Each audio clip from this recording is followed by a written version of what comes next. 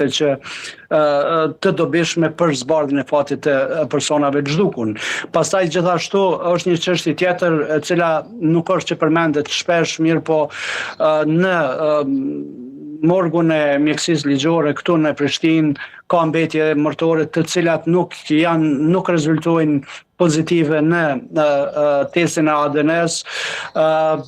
Këtu do duhet të jenë shumë akoshiente autoritetet të ndërmarrin veprime të domosdoshme për identifikimin e atyre mbetjeve mërtore, pra të revidohet edhe një herë të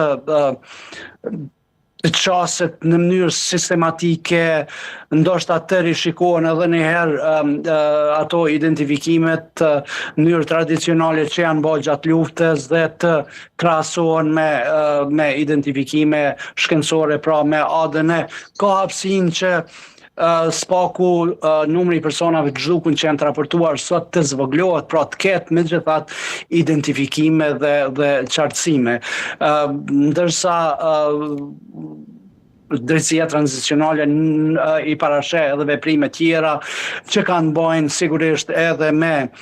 reparacionet apo ndërshpërblimet ndaj familjarëve të viktimave, po Kosova qëndron mirë, ekziston një ligj që ju mundson familjarëve të personave të zhdukur që të përfitojnë një lloj pensioni familjar, mirë po kjo nuk është e mjaftueshme, duhet bëhet pak më shumë edhe në atë fushën që ne e quajmë memorializim,